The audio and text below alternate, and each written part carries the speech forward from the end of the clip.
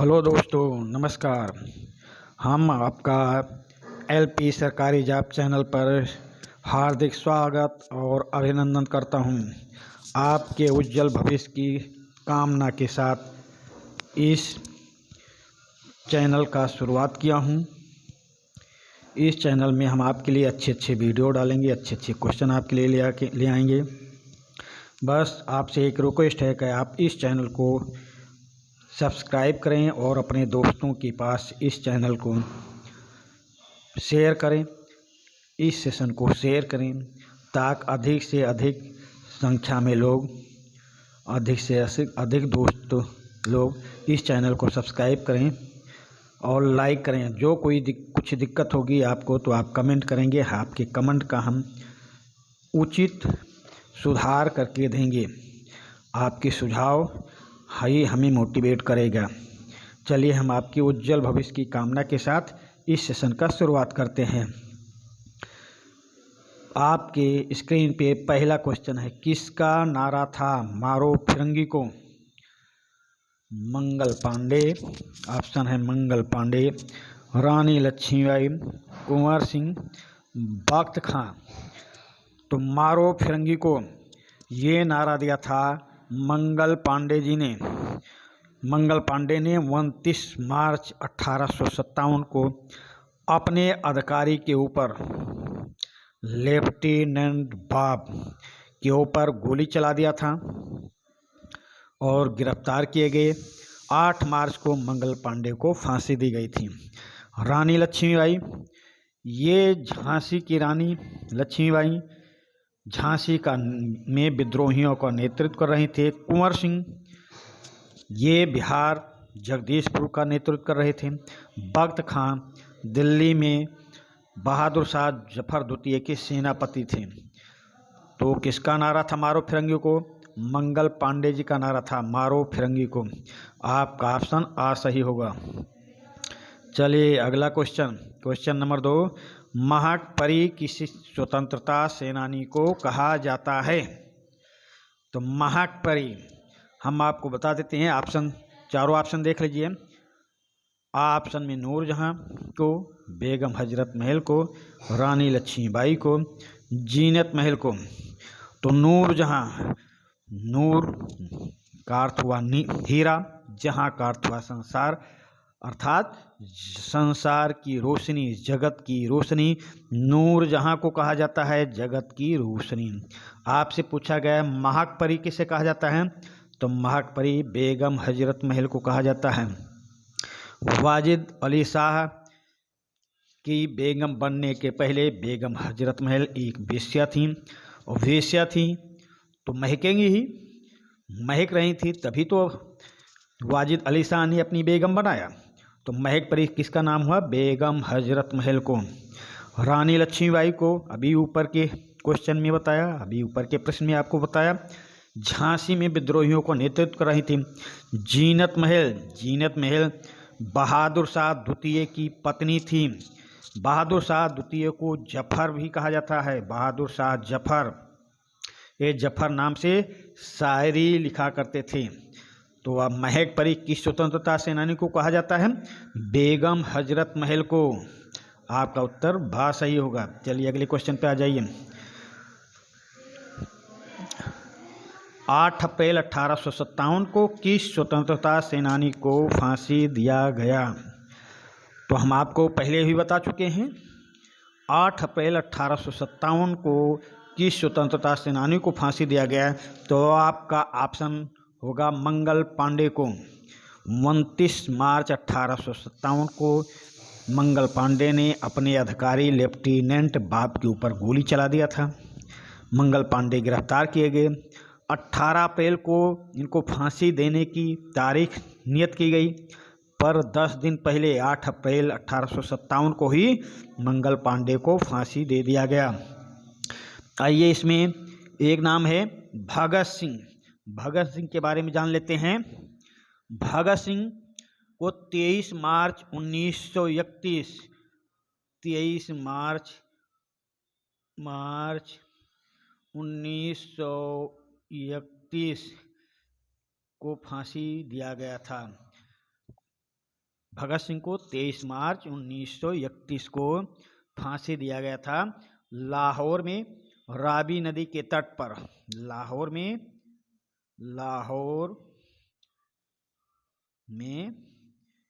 रावी नदी के तट पर, रावी नदी के तट पर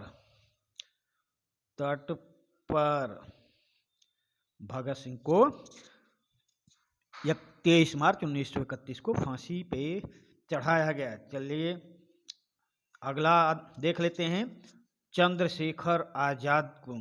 चंद्रशेखर आजाद के बारे में हम आपको बताते हैं। चंद्रशेखर आजाद 27 फरवरी 1931 27 फरवरी 1931 को इलाहाबाद में मुठभेड़ करते हुए मारे गए थे। इनके पास एक गोली बची थी तो इन्होंने अपने कनपटी पे वो गोली चला लिया था और पुलिस की गिरफ्त में कभी आए नहीं हैं। तो इनकी मृत्यु कब हुई है? 27 फरवरी 1931 को। और तीसरा व्यक्ति बीडी सावरकर। बीडी सावरकर के बारे में कहा जाता है कि ये एक भूख हड़ताल के द्वारा इनकी मृत्यु हुई थी 1966 में। 26 फरवरी 1966 26 फरवरी 1966 को भूख हड़ताल के कारण, उपवास के कारण इनकी मृत्यु हो गई थी। चलिए तो आप समझ गए होंगे कि 8 अप्रैल 1857 को किस स्वतंत्रता सेनानी को फांसी दिया गया था। तो मंगल पांडे जी को फांसी दिया गया था। ये बलिया के रहने वाले थे। इनके पिताजी का नाम दिवाकर पांडे था। चलिए अगले क्वेश्चन पे आते हैं। मंगल पांडे ने किसके ऊपर गोली चलाई? देखिए इसमें 4 व्यक्तियों के नाम दिए गए हैं। मंगल पांडे ने किसके ऊपर गोली चलाई? हम चारों के बारे में जानकारी प्राप्त करेंगे। ऑप्शन आ है शेख पलटू। ये वही गद्दार था जिसने मंगल पांडे को हाथ सहित कमर को पकड़ लिया था और मंगल पांडे गिरफ्तार कर लिए गए थे। लेफ्टिनेंट बाब के ऊपर ही मंगल पांडे ने गोली चलाई थी। दिवाकर मंगल पांडे के पिताजी थे। चौथा व्यक्ति दिए गए हैं पामर्स्टन। लॉर्ड पामर्स्टन जब मंगल पांडे ने गोली चलाया था या इनको फांसी दिया गया था तब ब्रिटेन के प्रधानमंत्री थे। तो मंगल पांडे ने किसके ऊपर गोली चलाई? लेफ्टिनेंट बाब के ऊपर। आपका ऑप्शन बा सही होगा। चलिए अगले क्वेश्चन पे आ जाइए। मंगल पांडे ने कहां पर विद्रोह शुरू किया? ये चारों स्थान महत्वपूर्ण है। पूछा जा रहा है मंगल पांडे ने कहां पर विद्रोह शुरू किया। तो आपको बता देते हैं मंगल पांडे ने विद्रोह शुरू किया था बैरकपुर में 29 मार्च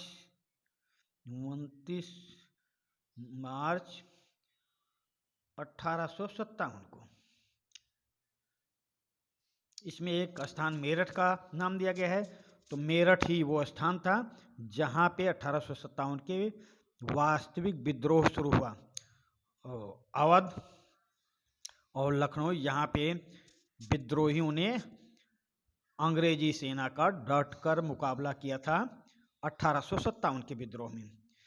तो आपका उत्तर मंगल पांडे ने कहाँ पर विद्रोह शुरू किया? तो आपका उत्तर होगा बैरकपुर में 29 मार्च 1857 को।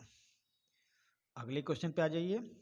बंगाल नेटिव इन्फेंट्री की 34वीं बटालियन के किस सिपाही ने विद्रोह को प्रारंभ किया? तो हम आपको बता देते हैं ये विद्रोह प्रारंभ करने वाले थे मंगल पांडे। नाना साहेब कानपुर में नेतृत्व कर रहे थे। नाना साहेब का ही उपनाम था धूंधू पंत। नाना साहेब का नाम था धूंधू पंत। अगला ऑप्शन दिया गया है बिरजिस कादिर को लेकर बेगम हजरत महल ने 1857 के विद्रोह में अंग्रेजों से मोर्चा लिया था? एक सा ऑप्शन में धन सिंह कोतवाल। आपको हम बता देते हैं, धन सिंह कोतवाल ही वो व्यक्ति हैं जिनको कहा जाता है कि 1857 के विद्रोह के जनक हैं। धन सिंह कोतवाल को ही 1857 के विद्रोह का जनक कहा जाता है। मंगल पांडे ने 29 मार्च 1857 को विद्रोह शुरू किया और मेरठ में कदम सिंह करीब 5-5:30 बजे विद्रोह की वागडोर संभाले थे। पर धन सिंह कोतवाल 10,000 सिपाहियों के साथ दोपहर में ही विद्रोह चालू कर दिया था और ये वहाँ पे कोतवाल थे, पर अंग्रेजों का साथ न देकर कदम सिंह का साथ दिया था। तो 1857 के विद्रोह के जनक कौन है? धन सिंह कोतवाल। चलिए अगले क्वेश्चन पे आ जाइए कि स्वतंत्रता सेनानी को फांसी देने से जल्लादों ने मना कर दिया था। ये क्वेश्चन कितना दिलचस्प है। देखिए यहाँ पर जल्लादों ने स्वतंत्रता सेनानी को मना कर दिया था। वो स्वतंत्रता सेनानी का नाम आपको बताना है, तो हम आपको बताते हैं। वो स्वतंत्रता सेनानी कोई दूसरा नहीं, मंगल पांडे ही थे। मंगल पांडे को जल्लादों ने फांसी देने से मना कर दिया था। इनकी फांसी की तारीख 18 अप्रैल नियत थी, पर इनको फांसी दिया गया था 8 अप्रैल को। जल्लादों के मना करने के बाद जल्लादों को बंगाल से लाया गया, तो 8 अप्रैल को मंगल पांडे को फांसी दे दी गई थी। चंद्रशेखर आज़ाद को अभी मैंने ऊपर बताया कि ये 27 फरवरी 1931 को अपनी ही गोली से अपने कनपट्टी पे मार लिए। सरदार भगत सिंह के बारे में बताया, 23 मार्च 1931 को लाहौर के में रावी नदी के तट पर फांसी दे दिया गया था और नाना साहब की पेंशन बंद करके इनको निष्कासित कर दिया गया था। तो प्रश्न नंबर 7 का उत्तर होगा मंगल पांडे। चलिए अगले प्रश्न पे आते हैं। 1857 का राष्ट्रीय विद्रोह कहाँ से शुरू हुआ? देखिए चारों स्थान महत्वपूर्ण हैं, आप चारों के बारे में ध्यान से सुनेंगे। बैरकपुर, पहला है बैरकपुर। बैरकपुर ही वो स्थान था जहाँ पर 29 मार्च 1857 को मंगल पांडे ने अपने अधिकारी के ऊपर गोली चलाई। मेरठ, 1857 का राष्ट्रीय विद्रोह मेरठ से ही शुरू हुआ। 10 मई 1857 को मेरठ से विद्रोह शुरू हुआ। विद्रोह की तारीख नियत थी 31 मई, पर विद्रोह शुरू हो गया था 10 मई को। अवध से ही बेगम हजरत महल ने अंग्रेजों से लोहा लिया था। ये वाजिद अली शाह की पत्नी थी। झांसी में रानी लक्ष्मीबाई ने विद्रोहियों का नेतृत्व किया और अंग्रेजों से लोहा लिया। रानी लक्ष्मीबाई का नाम ही मनुकर्ण का एवं छबीली था, तो आप इनको भी ध्यान में रखेंगे। चलिए अगले क्वेश्चन पे आते हैं। 1857 के विद्रोह की तारीख क्या निश्चित की गई थी? अभी हमने ऊपर के प्रश्न में क्लियर कर दिया हूँ, बता दिया हूँ कि 1857 के विद्रोह की तारीख क्या निश्चित की गई थी? 31 मई निश्चित की गई थी। विद्रोह किस तारीख को शुरू हो गया था? 10 मई को। 29 मार्च को क्या हुआ था? मंगल पांडे ने अपने अधिकारी के ऊपर गोली चलाई। 18 अप्रैल को क्या था? मंगल पांडे को फांसी देने की तारीख निश्चित की गई थी, परंतु फांसी कब दिया गया था? 8 अप्रैल को फांसी दिया गया था। तो 1857 के विद्रोह की तारीख क्या निश्चित की गई थी? 31 मई। आपका ऑप्शन आ सही होगा। 1857 के विद्रोह की तारीख 31 मई निश्चित की गई थी। चलिए अगले क्वेश्चन पे आते हैं। 1857 के विद्रोह में कानपुर का नेतृत्व किसने किया था? 1857 के विद्रोह में कानपुर का नेतृत्व किसने किया था? 4 विद्रोहियों के नाम हैं। 4 जो ये चारों 1857 में के विद्रोह में विद्रोहियों को नेतृत्व कर रहे थे। चारों के बारे में हम इस बार का कह सकते हैं कि धन सिंह कोतवाल 1857 के विद्रोह के जनक थे। तात्या टोपे नाना साहब के महामंत्री थे। तात्या टोपे का वास्तविक नाम रामचंद्र पांडुरंग था। रामचंद्र पांडुरंग था। पांडुरंग था। नाना साहब को ऊपर में बताया धोधोपंत कहा जाता था। इनकी पेंशन अंग्रेजों ने बंद कर दी थी और ये कानपुर के निकट विद्रोह से नेतृत्व कर रहे थे। बाद में इनको देश निकाला दे दिया गया था। मान सिंह ही वो व्यक्ति था जिसके शिकायत पर, जिसके चुगलखोरी पर तात्या टोपे को गिरफ्तार किया गया, वो मान सिंह ही था। तो आप देखेंगे कि धन सिंह कोतवाल 1857 में विद्रोह के जनक, तात्या टोपे महामंत्री नाना साहब कानपुर बिठूर के में विद्रोहियों को नेतृत्व कर रहे थे। मान सिंह वो दगाबाज था जिसकी वजह से तात्या टोपे गिरफ्तार हुए। चलिए अगले क्वेश्चन पे आ जाते हैं। कुंवर सिंह ने 1857 में कहाँ का नेतृत्व किया था? चलिए भाई, 4 स्थान के नाम दिए गए हैं। चारों स्थानों के बारे में हमें बारीकी से देखना है। 1857 के विद्रोह से आपको 1-2 क्वेश्चन कोई भी परीक्षा हो तो पूछा ही जाता है। अभी हम मंगल पांडे को टारगेट कर रहे हैं, उनके इर्द गिर्द ये वीडियो बना है। हम इससे संबंधित और भी वीडियो आपके सामने लाएंगे, पर आपसे रिक्वेस्ट है कि आप इस LP सरकारी जॉब चैनल को सब्सक्राइब करें और दोस्तों के बीच शेयर करें और उनसे कहें कि इस चैनल को सब्सक्राइब करो और इससे आपको लाभ मिलेगा। जो मैं वीडियो बना रहा हूँ, जो क्वेश्चन आपके लिए ला रहा हूँ, आप जितना मुझे मोटिवेट करते रहेंगे, हम आपके लिए उतनी मेहनत करेंगे और अच्छे क्वेश्चन आपके लिए लाते रहेंगे। तो कुंवर सिंह ने 1857 में कहाँ का नेतृत्व किया? तो इसमें ऑप्शन में देखिए, जगदीशपुर बिहार, इलाहाबाद, फैजाबाद, बरेली। तो कुंवर सिंह ने 1857 में कहाँ का नेतृत्व किया था? जगदीशपुर बिहार का। ये विद्रोहियों में सबसे उम्र दराज व्यक्ति थे, फिर भी अंग्रेजों से लोहा लिया था। इलाहाबाद से लियाकत अली थे, विद्रोहियों को नेतृत्व लियाकत अली कर रहे थे। फैजाबाद से मौलवी अहमदुल्ला नेतृत्व कर रहे थे और बरेली से खान बहादुर खान नेतृत्व कर रहे थे। और आपको बता दें, फैजाबाद में विद्रोहियों के नेता मौलवी अहमदुल्ला के ऊपर 50,000 का इनाम रखा गया था।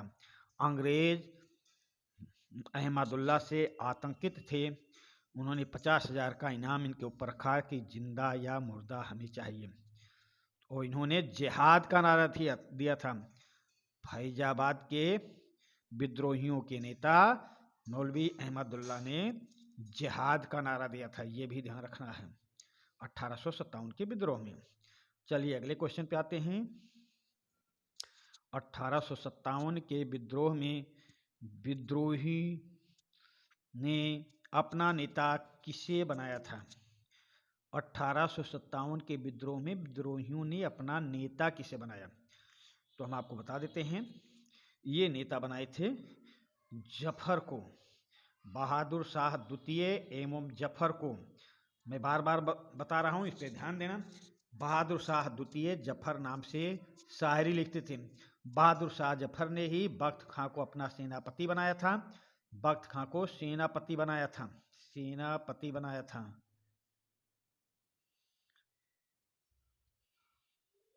तात्या टोपे वही रामचंद्र पांडुरंग हैं जो नाना साहब के महामंत्री थे। और मौलवी अहमदुल्ला के ऊपर अभी बताया कि 50,000 का इनाम रखा गया था। 50,000 का इनाम रखा गया था मौलवी अहमदुल्ला के ऊपर। तो 1857 के विद्रोह में विद्रोहियों ने अपना नेता किसे बनाया था? बहादुर शाह जफर को। अगले क्वेश्चन पे आ जाइए। तात्या टोपे का असली नाम, अभी अभी हमने आपको बताया, तात्या टोपे का असली नाम रामचंद्र पांडुरंग था। तात्या टोपे का असली नाम रामचंद्र पांडुरंग था। धोंधोपंत नाना साहब का नाम था, नाना साहब, जो बिठूर कानपुर से नेतृत्व कर रहे थे विद्रोहियों का। मनु मनकणका एवं छबेली झांसी की रानी लक्ष्मीबाई का नाम था। झांसी की रानी लक्ष्मीबाई। जफर के बारे में बता दिया हूँ। बहादुर शाह द्वितीय जफर नाम से शायरी लिखते थे। तो तात्या टोपे का असली नाम क्या था? तात्या टोपे का असली नाम था रामचंद्र पांडुरंग। अगले क्वेश्चन पे आ जाइए।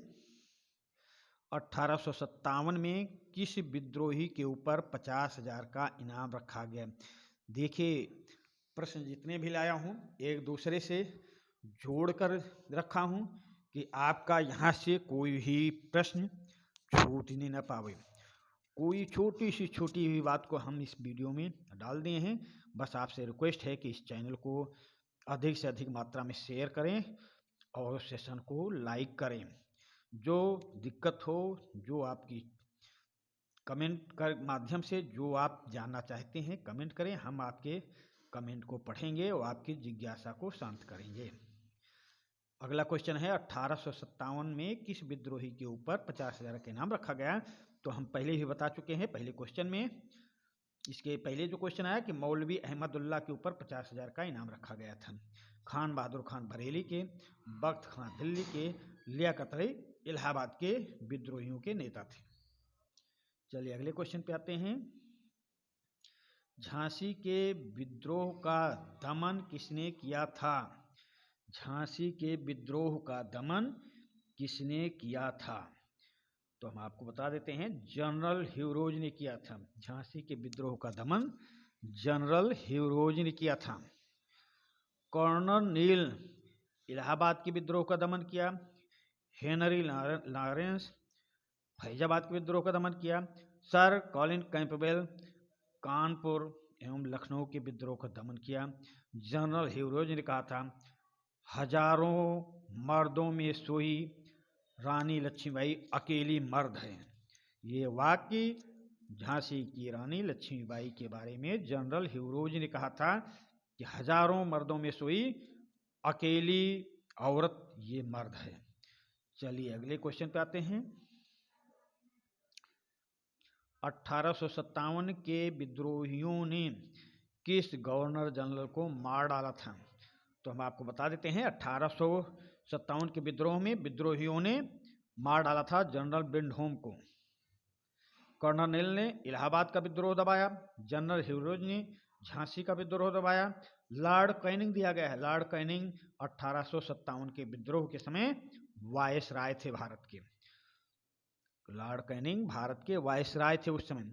तो किसे मार दिया गया 1857 के विद्रोह में? जनरल विंडहोम को। 1857 के विद्रोह में विद्रोहियों ने जनरल विंडहोम को मार डाला था। चलिए अगला क्वेश्चन, प्रश्न नंबर 17 पे आ जाइए। विद्रोह 1857 के विद्रोह का निशान क्या था? भाई कोई भी विद्रोह होगा, कोई भी काम होगा तो उसका तो एक प्रतीक तो होना ही चाहिए, और प्रतीक 1857 के विद्रोह में भी था। अब उस प्रतीक के बारे में हम जानकारी आपको देते हैं। पहला है चांद तारा, ये मुस्लिम लीग का चुनाव चिन्ह है। हंसिया और हथौड़ा कम्युनिस्ट पार्टी का चुनाव चिन्ह है। गुलाब लाल बहादुर शास्त्री को पे फूल था। कमल और रोटी ही वो निशान था जो 1857 के विद्रोह का प्रतीक बना था। 1857 के विद्रोह का निशान क्या था, प्रतीक क्या था? कमल और रोटी। तो इस प्रकार आपका ऑप्शन प्रश्न नंबर 17 का द सही होगा, कमल और रोटी। चलिए अगले क्वेश्चन पे आ जाते हैं। कुशासन का आरोप लगाकर किस राज्य को अंग्रेजी शासन में मिलाया गया? कुशासन का आरोप, अंग्रेजों की नीति भारत में बहुत गलत नीति थी। राजाओं के अधिकारों का हनन कर रहे थे। कहीं पे हड़प नीति तो कहीं कुशासन का आरोप, कहीं पे कुछ। तो किसी की पेंशन बंद हो रही है, किसी के दत्तक पुत्र को नहीं माना जा रहा है। इस सब कारण से इसमें आपके क्वेश्चन पूछा गया है कुशासन का आरोप किस राज्य पर लगा। तो हम आपको बताते हैं कुशासन का आरोप अवध पर लगा था। उस समय फैजाबाद अवध में ही था, फैजाबाद अवध एक ही थे। तो कुशासन का आरोप अवध पर लगा था। जेम्स आउट्रम की रिपोर्ट के आधार पर, जेम्स आउट्रम की रिपोर्ट के आधार पर वाजिद अली शाह के शासन को ब्रिटिश शासन में मिला लिया गया और यही कारण था वाजिद अली शाह की बेवा उनकी पत्नी बेगम हजरत महल ने बिरजिस कादिर को राजा घोषित करके अंग्रेजों के साथ लोहा लिया। 1857 के विद्रोह में अंग्रेजों के से मुकाबला किया। तो कुशासन का आरोप किस पर लगा? अवध के नवाब पर। चलिए अगला क्वेश्चन, भारत के किस शासक की अंग्रेजों ने पेंशन बंद कर दी थी? देखिए भाई एक क्वेश्चन ये भी आ गया, अभी आपको बताया कि कहीं दत्तक पुत्र नहीं मार रहे हैं, तो कहीं ये कुशासन का आरोप लगा रहे हैं। मतलब जो भी काम अंग्रेज कर रहे थे, पहले तो ये आए तो बोल रहे थे कि हमें भूभाग नहीं व्यापार करना है, पर 1857 के विद्रोह में इन्होंने दिखा दिया कि हम व्यापार भी करेंगे और राज भी करेंगे। और इन्होंने भारतवासियों के साथ गलत बर्ताव चालू किया। तो भारत के किस शासक की अंग्रेजों ने पेंशन बंद कर दी थी? तो वो शासक थे धूंधू पंत जी, यानी कि नाना साहब। नाना साहब ही थे जिनकी पेंशन बंद की गई थी। तात्या टोपे नाना साहब के महामंत्री थे, पहले बताया। कुंवर सिंह बिहार जगदीशपुर के विद्रोहियों के नेता थे। रानी लक्ष्मीबाई झांसी की नेता थी, झांसी में विद्रोहियों का नेतृत्व कर रही थी। चलिए अगला क्वेश्चन, प्रश्न नंबर 20। और इस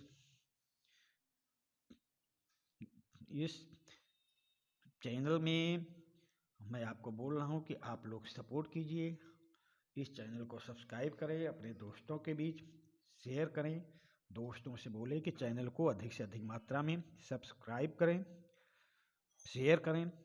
वीडियो पसंद आए, सेशन पसंद आए तो लाइक करें और कमेंट के माध्यम से हमें अवगत कराएं। हम आपके कमेंट का इंतज़ार करेंगे और उसका पढ़कर आपके सुझाव को स्वागत करेंगे और हम आपकी जिज्ञासाओं को शांत करेंगे। तो इस सेशन का 20वां एवं आखिरी प्रश्न है, इनमें से झांसी की रानी लक्ष्मीबाई का घोड़ा कौन सा नहीं था? 4 घोड़े के नाम दिए गए हैं, ये चारों घोड़े के नाम हैं। ये पूछ रहा है कौन सा घोड़ा नहीं था, यानी कि कोई एक घोड़ा नहीं होगा, 3 रहे होंगे। तो उन तीनों घोड़ों के तुम्हें पता करना है, कौन सा नहीं था ये भी पता करना है। इस प्रश्न से आपको ये भी पता लगेगा कि झांसी की रानी लक्ष्मीबाई का कौन सा घोड़ा नहीं था, और उनका नहीं था तो किसका था, और कौन से 3 घोड़े रानी लक्ष्मीबाई के थे। तो आइए हम देखते हैं। पवन रानी लक्ष्मीबाई का घोड़ा था। बादल भी रानी लक्ष्मीबाई के घोड़े का नाम था। सारंग भी रानी लक्ष्मीबाई के घोड़े का नाम था। नृत्य रंभा झांसी की रानी लक्ष्मीबाई के घोड़े का नाम नहीं था। नृत्य रंभा नामक घोड़ा झांसी की रानी लक्ष्मीबाई के पास नहीं था। तब अब बात आती है कि ये घोड़ा किसका था? घोड़े की सूची में रखा गया है तो ये भी घोड़ा किसी का रहा होगा। तो हम आपको बता देते हैं, नृत्य रंभा घोड़ा था पृथ्वीराज चौहान का। पृथ्वीराज चौहान के घोड़े का नाम था नृत्य। तो इस प्रकार प्रश्न नंबर 20 के साथ रानी लक्ष्मीबाई के घोड़े का नाम आपको जानकारी मिली। नृत्यारंभा घोड़ा किसका था इसकी जानकारी मिली। इसी प्रश्न के साथ इस सेशन का समापन करते हैं। आपसे रिक्वेस्ट है कि वीडियो को अधिक से अधिक मात्रा में सब्सक्राइब करें, शेयर करें और लाइक करें। और जहाँ कहीं भी आपको कमी देखे या किसी प्रश्न का उत्तर आप चाहते हैं तो आप कमेंट के माध्यम से हमसे जानकारी ले सकते हैं। हम इसी प्रश्न के साथ इस सेशन का समापन करते हैं। धन्यवाद।